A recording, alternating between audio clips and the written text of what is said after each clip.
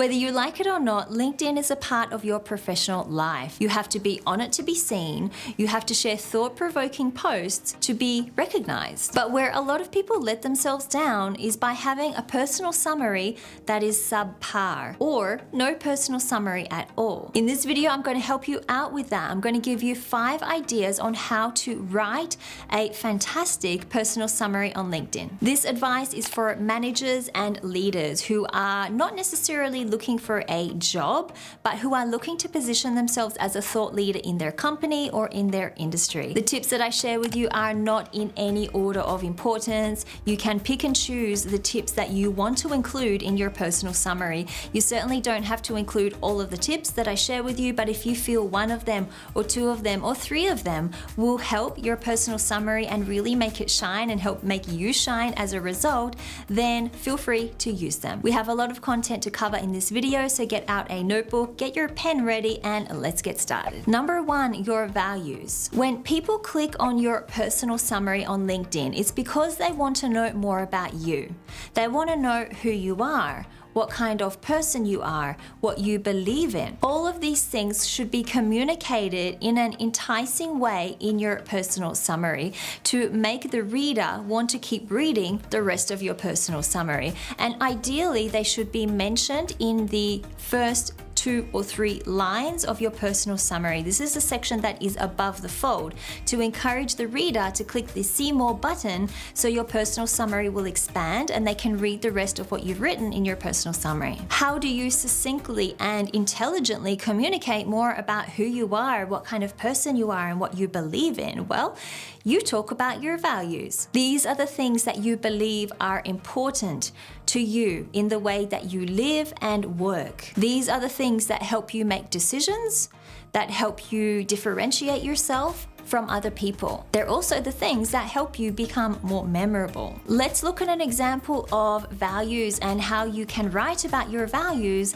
in your personal summary. So I'll use an example of Alex. Now, Alex is a software developer based in Sydney, and he first created a list of values that he believes are important in the way he lives and works.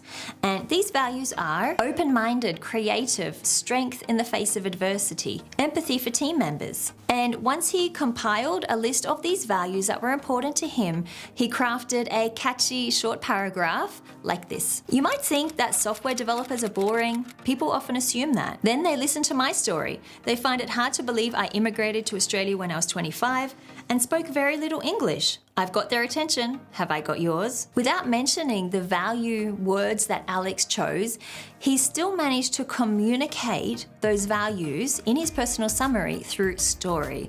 It was a quick story, but a story nonetheless, and still very effective at communicating the values that he feels are important and the values that really define him. So for you, I want you to think about the values that define you. What values do you want to be known for? And this is really important if you want to start becoming recognized as a thought leader. What values do you want people to recognize you for?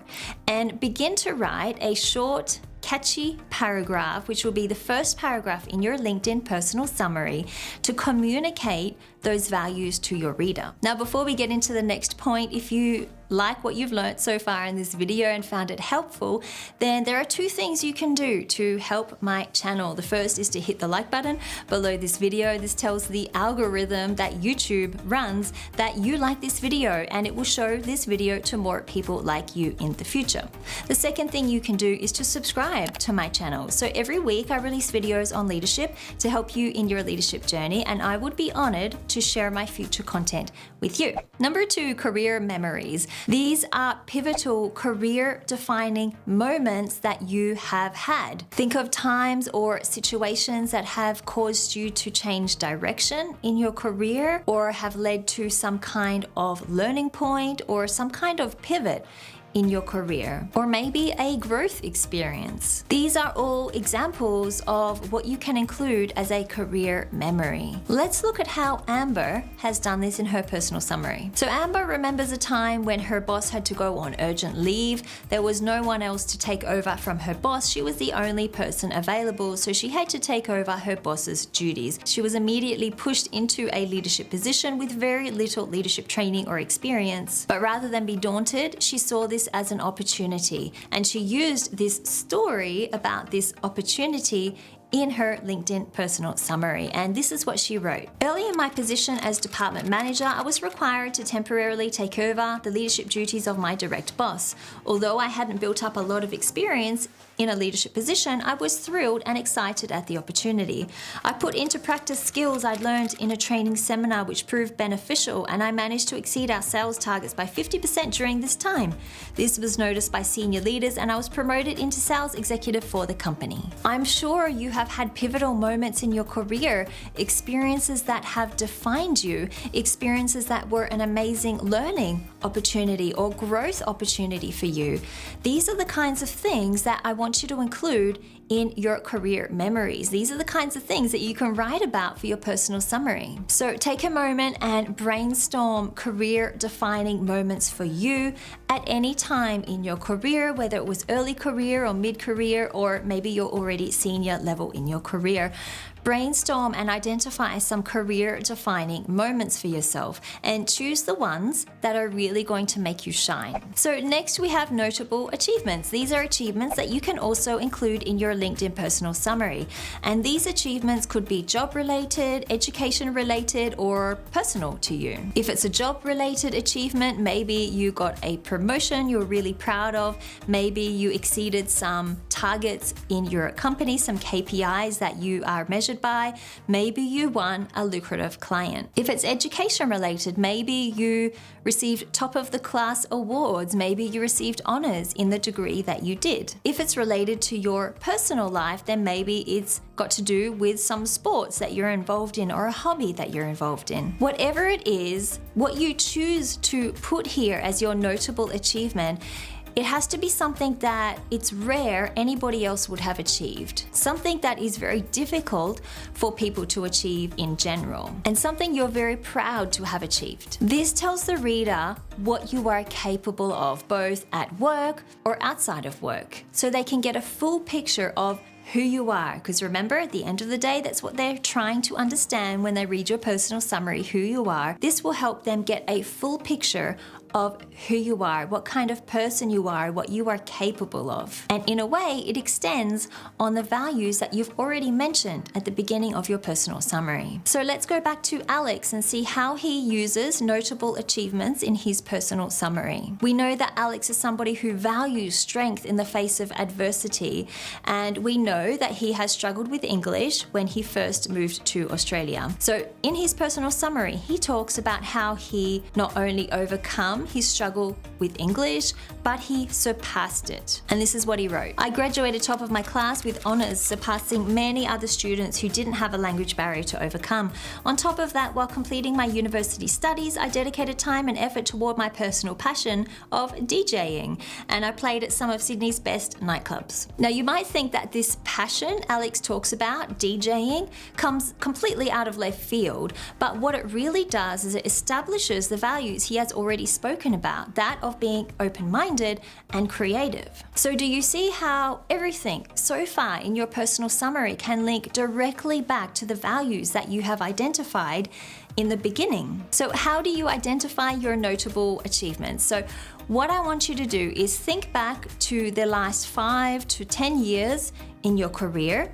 I want you to pick 1 to 3 notable achievements that you have had, that you have experienced, and choose one that you think fits best into your personal summary, probably the one that communicates the most value and tells your reader more about who you are. Write a succinct paragraph to communicate those notable achievements to your reader and include that in your personal summary. We have 2 more things that you need to include in your personal summary, but before that, I want to check and see if you have downloaded the Leadership Evaluation Toolkit, which is a free download available on my website. It's a 35-question self-assessment that you can do to see where you stand as a leader. It is very much focused on your visibility to get an idea of how visible usable you are as a leader. So you can follow the link on the screen at the bottom here, and I'll put a link in the description below which you can click on and go directly to that resource and download it. Now, the next thing you need to include in your personal summary are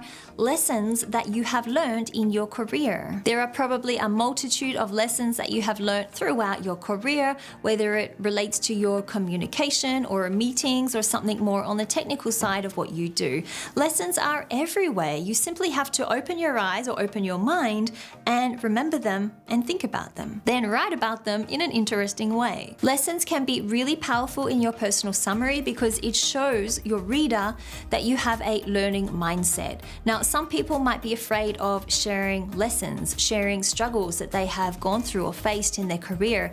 They might see it as a vulnerability and something that leaders or emerging leaders shouldn't show in their personal summary.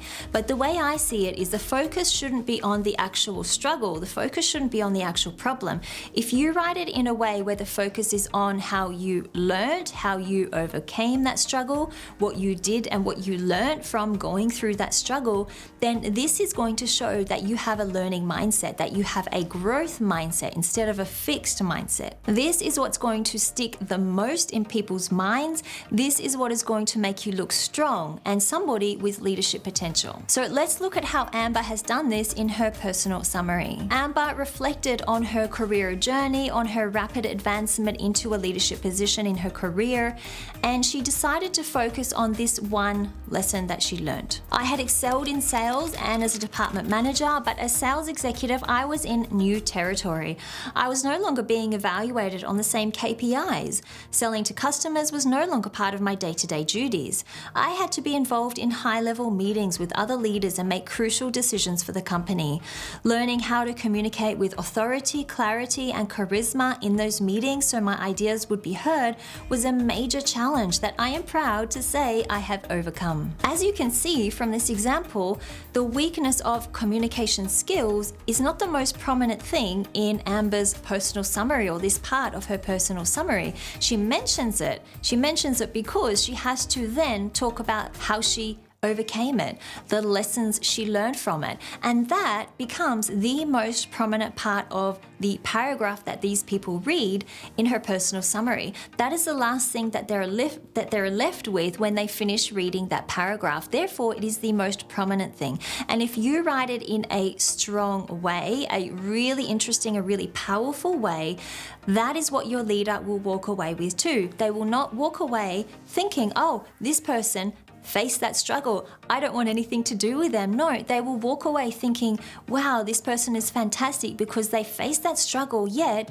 they persevered and they overcame it. That is the kind of leader that I want to be involved with. So for you, I want you to think about the biggest lessons that you have learned in your career. It could be linked to the experiences you have had, some kind of training that you have been involved in or completed, or some kind of mentorship that you have been involved in as well. Anything in your career where you have experienced a lesson, I want you to think about how you can include that in your personal summary. Break down what was the struggle, what was difficult about this experience, and then I want you to identify and talk about the lessons that you learned.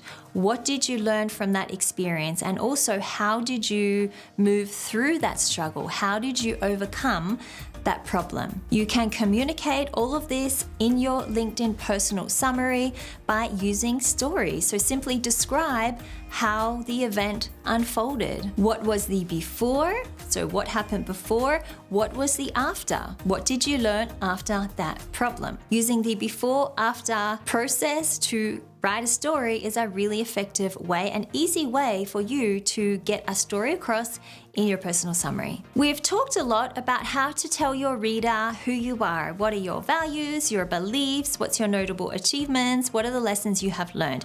These are all the things in your past.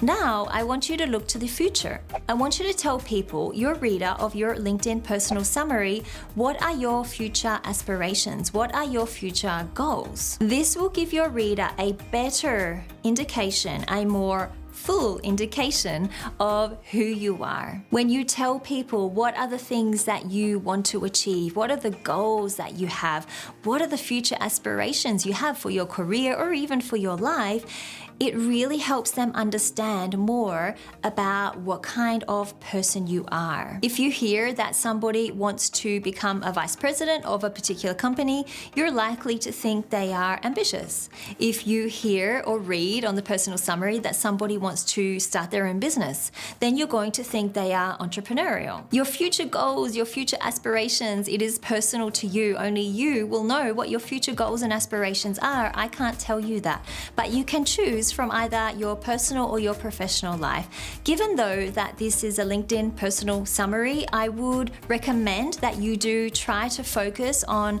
future aspirations for your professional life, future aspirations for your career. And everyone subscribed to this channel, everyone watching this video is likely to be a professional. You are likely to be subscribed to my channel because you want to know how to enhance your career, how to advance in your career and become a leader. Emerging leaders, that's what this channel is all about and it's who this channel is for. So I know you have future career aspirations. Now I want you to identify them. It's not something that we always think about, given though that you are very likely to be an ambitious professional. It's something you probably think about all the time. So it might not be very difficult for you to identify what your future aspirations are. But I want you to spend a few minutes and to really get clear on this. What are the things that you want to achieve in the next 1 to 5 years? What are the things you want to achieve in the next 5 to 10 years? Or if you are earlier in your career and maybe you have 20 years left in your career, what are the ultimate things you want to achieve in 20 years time? There is nothing wrong with putting that in your personal summary, and actually I recommend that, because when you put your future aspirations in your personal summary or your goals in your personal summary, it can help to get people on board with those goals. If you have a new employer who is looking at hiring you, they might think, well, this person is very ambitious. They want to achieve this, this, and this in their career. I can help them get there. In the world of leadership coaching and training, we often recommend people to share their goals, to share their career goals, especially with their boss, especially with the people in their company. So this is something that you can do as well on your personal summary. Alex, the software developer who dreams of being a DJ, one thing he included on his personal summary is that he wants to program an app for DJs. That's one of his future aspirations. Amber, we've already spoken about her. She dreams of being the vice president of sales, so she includes this in her personal summary. How about you? What are your career aspirations? What are your career dreams? Think about this and include this in your personal summary. As Lawrence J. Peter once said, if you don't know where you're going, you'll probably end up somewhere else. Before I sign off for this video, there are a couple of other really important details I need to mention to you about your personal summary. I recommend you use short sentences when you write your personal summary. This will help your reader to read your content a lot quicker.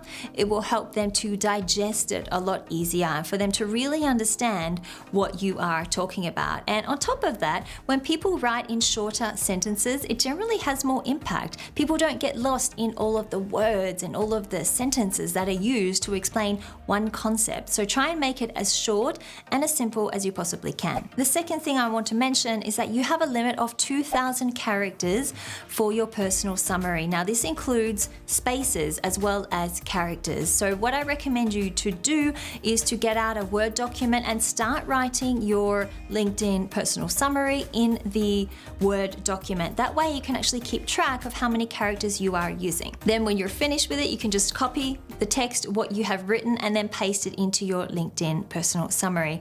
And it also gives you a great way to record and to store every personal summary that you create for LinkedIn, so you can keep track of it, and then you can make slight or minor changes in the future as you want. And as I mentioned at the beginning of the video, you can pick and choose whichever tips that you want to use that I've talked about in this video. You don't have to use all of them. You can use one of them or 5 of them or none of them, whatever you want to do. Now, I can't wait to see your personal summaries on LinkedIn. Feel free to let me know in the comments how this has helped you. Feel free to connect with me as well on LinkedIn if you've watched this video and if you like the advice that I've shared with you. Thank you so much for watching, and I will see you in the next video.